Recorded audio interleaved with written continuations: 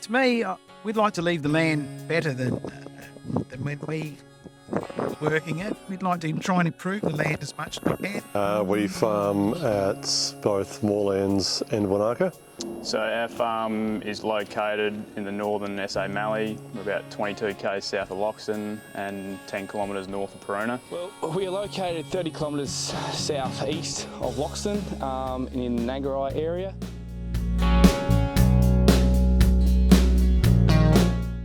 And then probably more hay and barley with a few canola and legumes thrown in.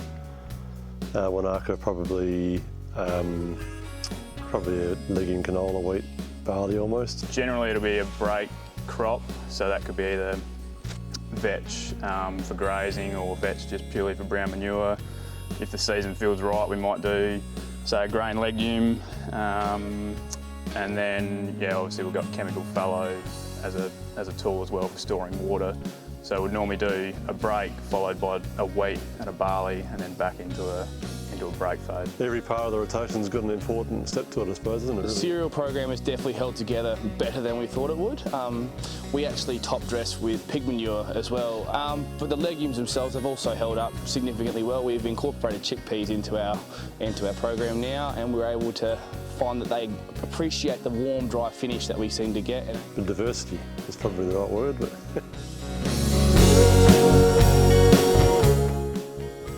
been no-till, it's scary actually. I was thinking about it the other day, since 2002, which is 20 years.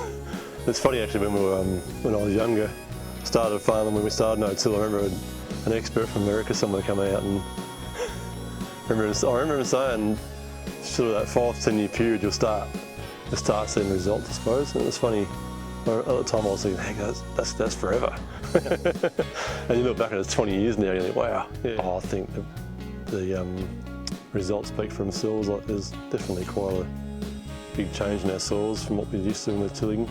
So we've got a Seedhawk drill, which is on 15-inch spacings. Yeah, double shoot. We've got a liquid system on it, and then I've also got this disc machine here that I've been playing with for probably 4 years now, I think, just with narrow rows, so it's essentially half the row spacing of my time machine. So for inter-row sowing and extra soil cover and stuff like that, it's been a big win for us. But probably slightly higher seeding rates, narrow rows, so we're getting full ground cover as quickly as possible. I think the no-till thing suits the mallee really well. Yeah. Started no-tilling around the 2004 mark. We built our own no-till bar just to trial it while we were still running some conventional stuff. And in 2010, we bit the bullet and bought our first conserver pack, and that was it. We were into it full blown since then. We've noticed a big difference in the soil health. And since we've had the veld grass and that, sowing a lot of veld grass around, we find we are improving this ground. We're getting a lot more cover on this ground, get more production out of it. And even with the cropping country, with their different rotations, I think we are getting better production. The ground seems to be getting healthier. Yeah, at the end of the day, we're here, but I don't plan on leaving the land, and I plan to leave the land for the boys, for a future farm, if they desire to come back onto the farm. So if we're not doing right by ourselves and our farm, we're shot. So maintaining soil cover, keeping up with the latest tech and doing the right thing by our farm, I think is the best way to do it. We basically tested back to where we were 5 years ago to where we are now, and I guess our nutrient levels have gone up.